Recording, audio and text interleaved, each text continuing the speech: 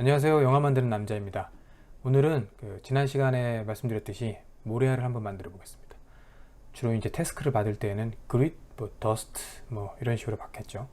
일단 지오메트리를 노드를 하나 만들고 노드 이름을 그릿을 해보겠습니다. 그리고 스모크에 들어가셔서 지난 시간에 만들었던 스모크에 너를 하나 만들어주고 밖에 나와서 오브젝트 머지로 스모크의 아웃 스모크를 불러오겠습니다. 그러면 그렇죠? 스모크가 잘 불러지죠? 여기서 애드벡션을 시킨다는 건 이 스모크 시뮬레이션이 가지고 있는 벨로시티 필드만 이용하는 거거든요. 그 때문에 다른 덴시티나 템퍼러처 이런 거는 다 필요 없습니다.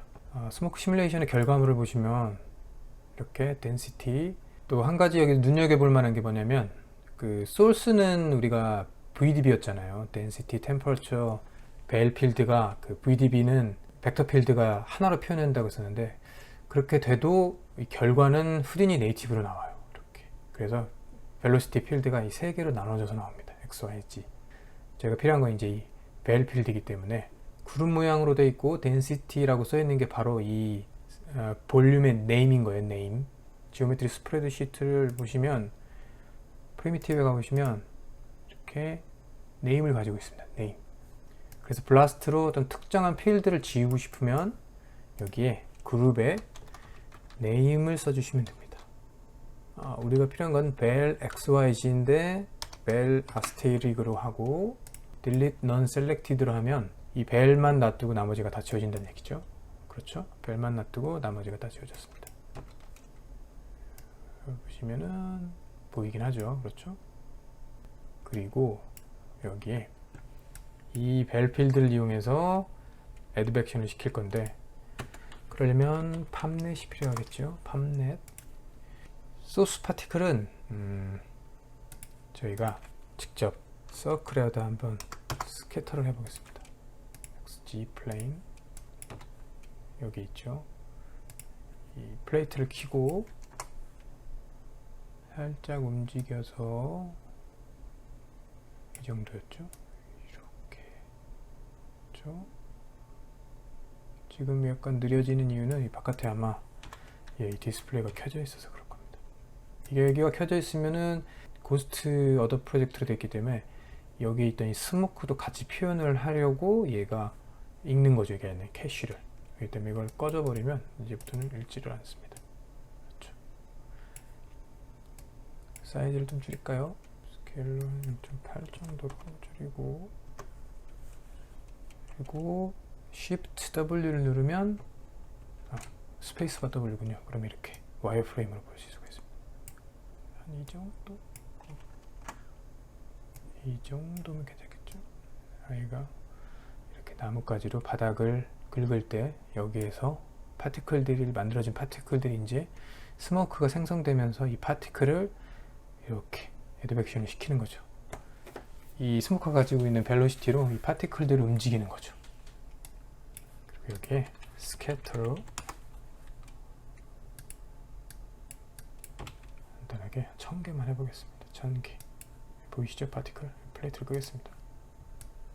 그렇죠? 소스는 첫 번째 인풋에 입력을 하고 두 번째 인풋에 여기 벨 필드를 입력을 해서 안으로 한번 들어가 보겠습니다. 팝넷 안에 들어왔고, 가장 먼저 확인할 일이 이제 소스죠. 소스하고 벌스인데, 소스가 scatter onto surface고 벌스는 constant 벌스 레이스를 가지고 있습니다.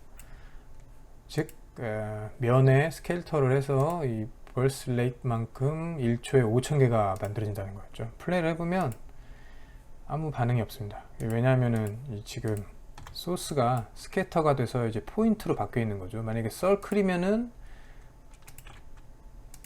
이렇게 파티클이 생길 텐데, 스캐터를 해줬기 때문에 우리는 여기를 소스는 all 포인트로 할 거고, 이 만약에 벌스가 임펄스 액티베이션이 1로 돼 있죠. 그러면 지금 특별한 변화가 없어 보이지만 여기 오브젝트에 가서 파티클 개수를 보면 62,000개. 즉 프레임마다 이 바깥에 이 가지고 있는 이 포인트 개수만큼이 계속 생기는 거죠. 그래서 62,000개가 된 거예요. 우리는 이 모래알이 한번 생기고 이 모래알이 애드벡션을 이게 벨필드를 타고 움직여야 되기 때문에 프레임 처음에 한 프레임에만 생기면 되고 그 다음부터는 계속 생기면 안 되겠죠.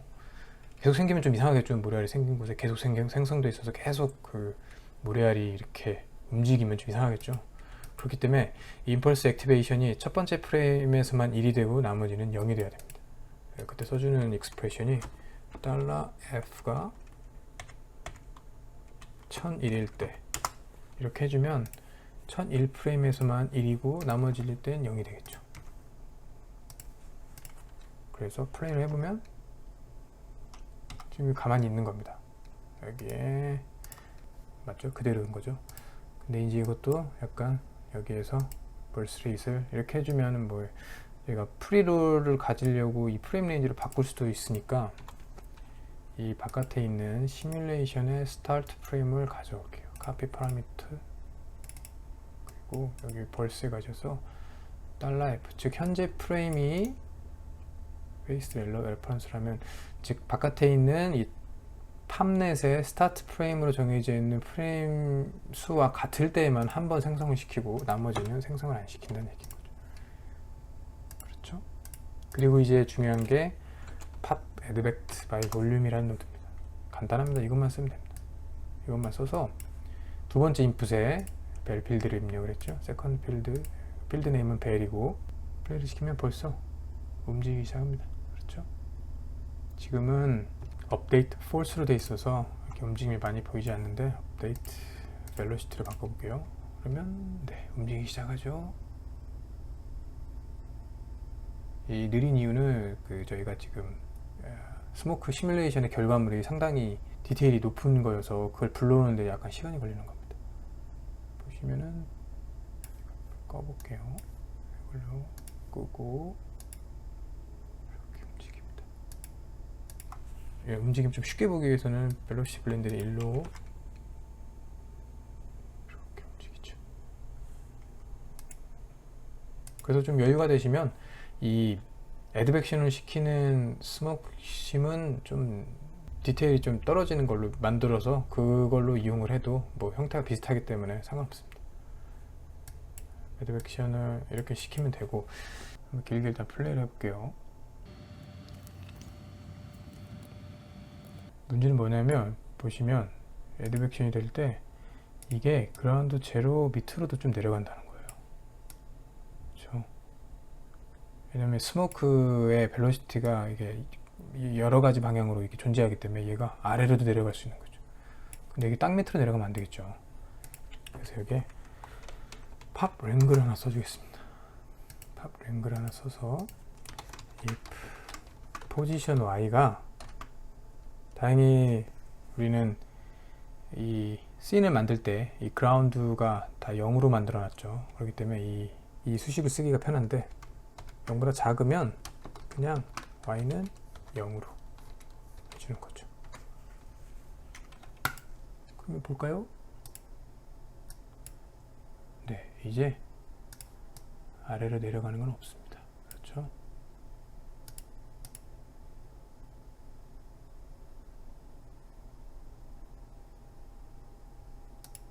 네, 별거 없습니다. 이게 그냥 파티클을 뭐 터뷸런스 노이즈나 이런 걸로도 움직일 수 있는데 저는 개인적으로 이렇게 애드벡션 시키는 게 움직임이 되게 좀 자연스럽더라고요. 뭐 애드벡션 시키는 것도 뭐 사람들마다 다 각기 쓰는 방법들이 있어서 뭐 취사 선택하시면 됩니다. 그리고 이제 이거를 만들어진 팝넷을 또 캐시 작업을 해야겠죠. 파일 캐시. 그리고 이건 advected particle 이렇게 정해주고, 그때 말씀드렸죠. 캐시를 하기 전에는 항상 필요 없는 어트리뷰트들은 지워달라. attribute delete 써서 딜리트를 써서 보시면 또 여러 가지가 만들어져 있죠. 우리가 필요한 거는 포인트, 벨로시티, 그리고 age하고 id. 네, id만 놔두고 다 지우겠습니다. 지난번에 했던 것처럼 모든 걸 지우되 포인트하고 벨로시티하고 age하고 id만 놔둬라. 그리고 그룹 딜리트를 써서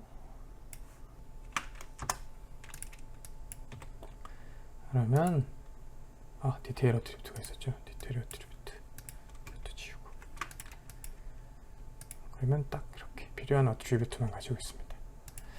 근데 이게 또 이런 방법도 있어요. 어트리뷰트 딜리트 말고 어트리뷰트 리네임이라는 게 있어요. 어트리뷰트 리네임이 있는데 이 노드에도 어트리뷰트를 지우는 게 있습니다.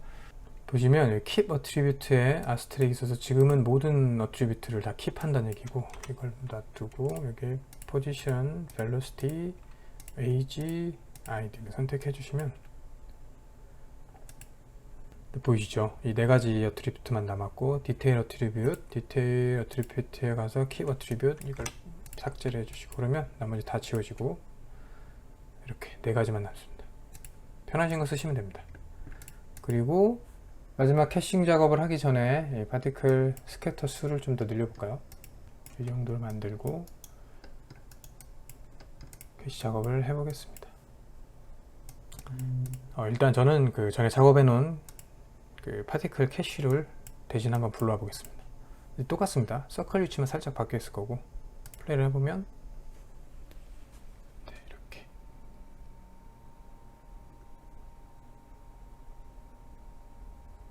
이렇습니다. 결과가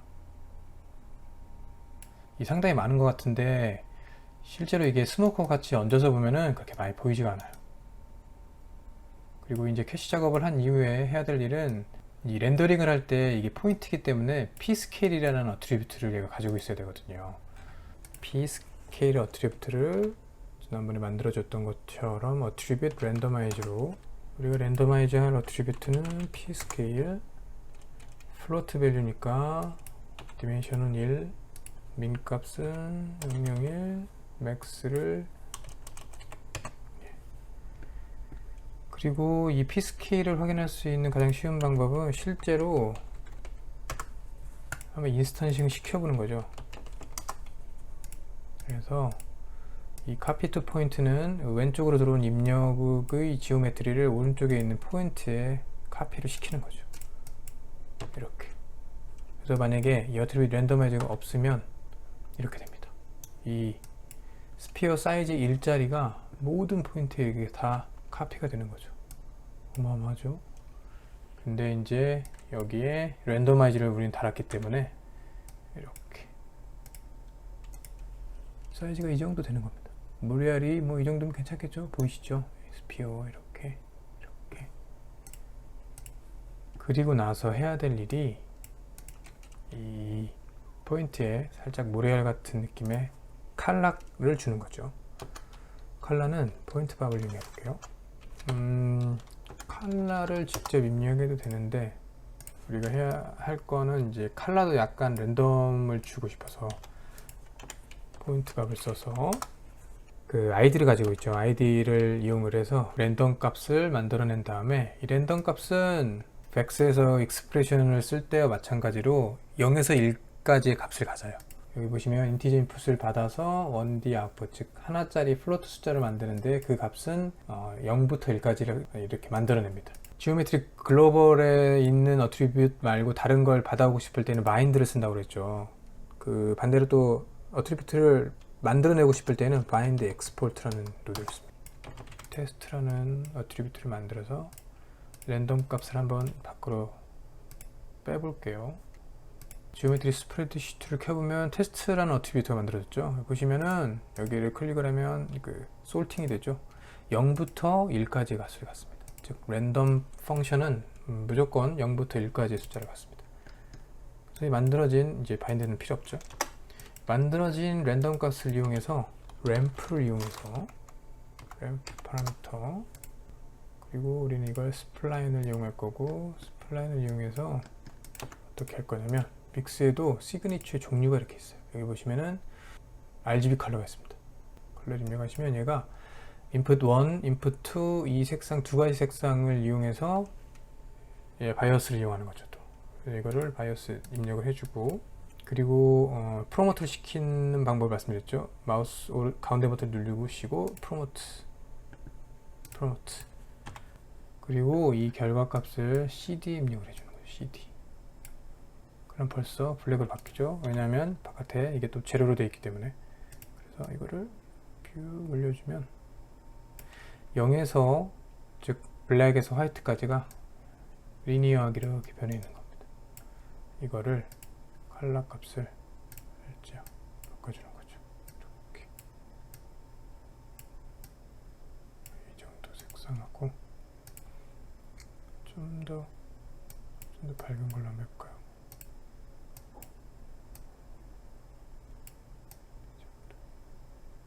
어두운 걸로 해야겠네요.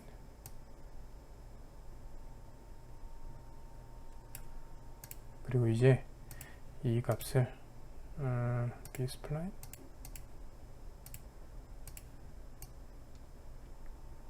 이렇게 해서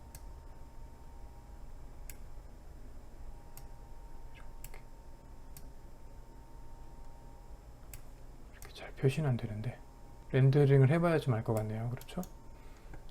그리고 중요한 게 뭐냐면 여기 보시면 이 스캐터를 많이 해서 그런지 이 바닥에 모래알들이 엄청 많아요. 이걸 다 어떻게 할 건가요? 가장 좋은 방법은 이걸 뭐 일일이 지우고 하는 것보다 알파 값을 써서 벨로시티가 어느 정도 미만이면은 알파가 0이게, 그래서 움직임이 없을 때는 보이지 않다가 얘가 움직임이 이렇게 생기면 이제 알파 값을 서서히 갖게 돼서 얘가 이렇게 서서히 보이게 하는 거죠. 그렇게 하기 위해서 포인트 앵글 한번 써볼게요. 포인트 앵글을 써서 보면 알파라는 어트리뷰트가 없죠. 그렇기 때문에 처음엔 한번 만들어 주겠습니다. 알파에서 A는 대문자를 쓰셔야 됩니다. 그리고 맥시멈 값이 1이죠. 그리고 다음에 어떻게 할 거냐면 이 알파에다가 값을 곱해 줄 건데, 움직임이 어느 정도 이하면 알파가 0을 가지고 있게, 그래서 속도의 방향이 없이 스케일 값만 나타내기 위해서는 랭스를 쓴다고 그랬죠. 랭스 하고 attribute V를 써서 얘가 fit 일단 0에서 1까지를 0에서 1로 바꿔준다. 이렇게 해준 다음에 우리가 하고 싶은 거는 지금 움직임이 별로 없는 것들을 알파 0으로 만들고 싶은 거죠. 여기를 밖으로 빼주는 거예요. 민값 그리고 맥스, 그리고 나서 이 슬라이드를 클릭을 하면 바깥으로 빼지죠. 그래서 7, 네, 이렇게 하면 스피드가 0.7보다 낮은 것들은 다 알파가 0이 되었습니다. 그래서 실제로 있지만은 보이지 않는 거죠. 네, 그렇죠. 그리고 0.71 이상인 것, 즉 0.7 이상인 것들만 이제 얘가 알파 값을 서서히 갖게 되는 거죠. 그래서 1 이상인 거에는 알파 값을 모두 1로 갖는, 이렇게 해줘야지 잘 안 보이다가 서서히 보이기 시작하는 거죠. 그리고 이게 이제 스모크하고 같이 겹쳐지면은 여기 많았던 포인트들이 많이 안 보이면서 적당히 부드럽게 되는 거죠. 이렇게.